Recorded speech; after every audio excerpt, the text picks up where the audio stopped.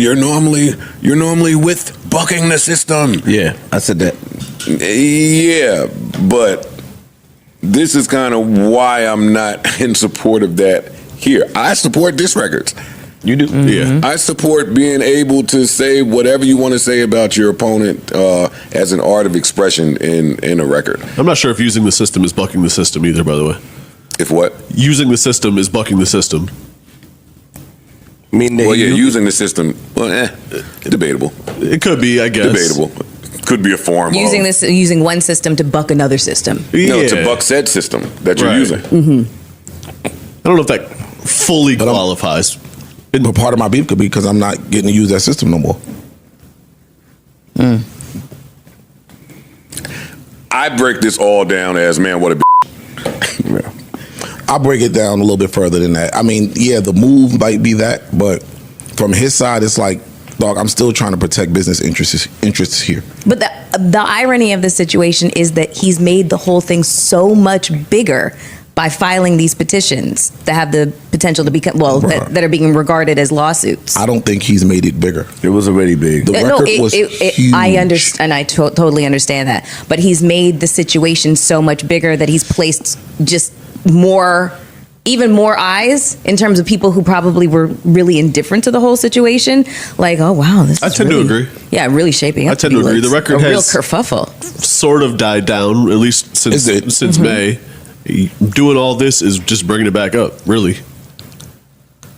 I think the record has died down, but again, from Drake's standpoint, I know what y'all are about to do on the biggest stage in the United States anyway. Yeah. I know what y'all are about to do. I know what I don't want an arena full of, a stadium full of people singing along to this song, because what happens after the Super Bowl with artists and their records after the halftime performance? They shoot right back up the charts. That's true. So the next day, what do you think Not Like Us is about to do? True. So now, yeah, the record might have died down, but this is just going to breathe life into it again. And you'll probably get mad viral footage of people screaming in their cribs. Like, exactly. Yeah. So, and now you got the Grammys the following week where it's nominated again. Yeah. The people that are against this lawsuit, right, do they just want him to just say, like, yo, you lost the battle, go and figure it out, go and make another record, and because as we've seen before in the history of battle rap, a lot of records damage careers and some of these disappear for years. And we've seen that, and we talk about that. Oh man, this person used to be the best person. I used to listen to his songs until he came. So then now we want the same thing to happen to Drake, right? Because I hear a lot of people saying, like, this record is big, it's calling him whatever it is calling him. So is he supposed to just say, was he supposed to just stay quiet and just go work on another record? Who's to say that the audience will receive him the same after this? He did that. Yeah. He put out other records that would have worked had the people and the companies not been off him. But what I'm saying is that, was it received the same? No. Right? Okay, so what I'm saying, so I don't think we've ever seen someone lose a battle that had his level of popularity. Exactly. Okay, so now the bigger they are, the harder they fall. So now if he's falling off and continue to fall off, how do I, like Joe said last time, risk assessment, right? Like he took a risk and it didn't work in his favor. What do you do next? Especially if you make a song that is not working or doing what it normally does. What do you do next? You blame the system, try to use some reverse psychology or some tricks, and to try to get yourself back into motion. That's how I feel about it. I understand what everybody's saying. I'm down with Joe when I think about it. When I go, I'm like, okay, I get it. Yeah, but then if you sit back and take a step back and accept your loss and concede, the only thing I could think of is if you have a smash hit, but is laughing at this. What if I can't? And they calling him a piece of shit, and it's numerous artists against one, that still plays a factor. Like the don't have no more friends, any more friends, or respect from, or respect. Like if he had friends and was willing to, I'm sorry, no, go ahead. And was willing to jump, I'm gonna jump back on the record with you or Fuse or somebody. Then I can see him, but he got that, alienated himself. He still has that. He still got his Atlanta crew. He still got them that, like, Thug had an album come. He did 2 verses on that while he was locked up. He still got the people that's rocking with him because the line has been drawn. The people that still rock with Drake are showing it. They might not have done features and stuff, but you can tell by the way that they're moving throughout this that they keeping that line of communication open with him. Got it.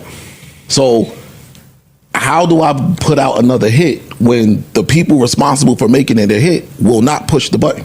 Got it. That's where he's at right now.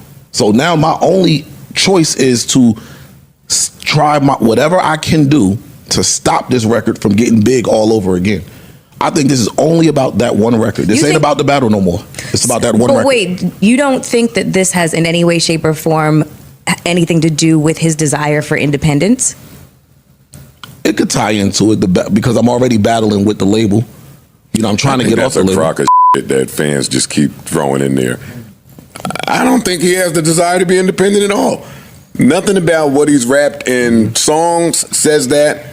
Nothing about how he's going about negotiating this shit with UMG says, hey, I want to be fully independent. I just don't see that. I don't think it behooves an artist of his stature to be fully independent.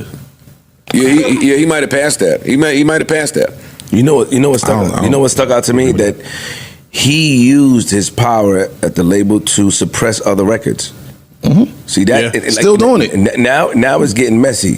So you try to use the power that you used before when we heard about these rumblings, and we chose to ignore it or thought it wasn't a big deal, or he said that cease and desist for all that. We listened to him, but then now UMG is confirming that you use these same tactics, and they just didn't allow you to use it with this record. Right. You know what I mean? So it's and right, like, now that the cat's out the bag and Drake has mentioned it in his suit, when the beef was going on, I think I was like, yo, let's read the bottom of these Kendrick releases to see this Interscope here just looks funny after the PG Lang announcement. Now you come to find out that he did some type of short-term arrangement with UMG to see if they could, you know, prove themselves.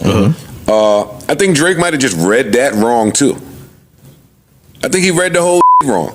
I think he looked at the short-term deal thing kind of like he looked at Meek being on tour, which is, all right, I've been in bed with them. I've been made them all this money. I've been me. You trying to get there with this short-term shit.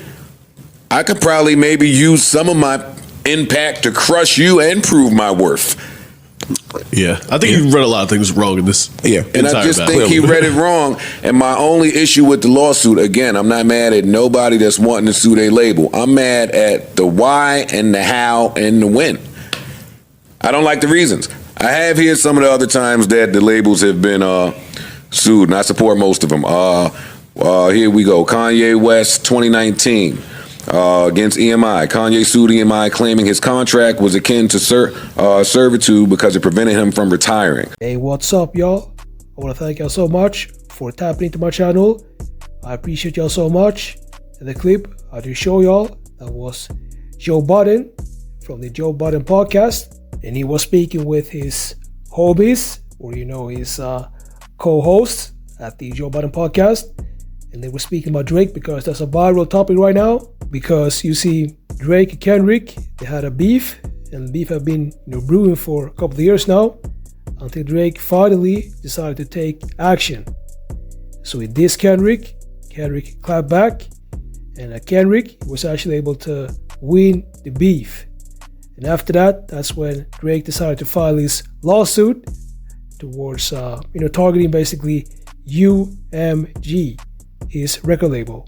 So Drake, he actually filed a lawsuit, and then he decided to file a legal petition in Texas. And that was to protect his rights concerning his music, likely in relation to an issue with his record label or an aspect of his contract. So the exact nature of his legal claims isn't fully clear from the motion itself, but could involve royalties, distribution rights, or other business dealings that are tied to his music career. So let me know what y'all think about this. What y'all think about Drake actually, filing a lawsuit and a petition, targeting UMG? Let me know. So make sure to like this video, subscribe, and I'll see y'all in the next videos.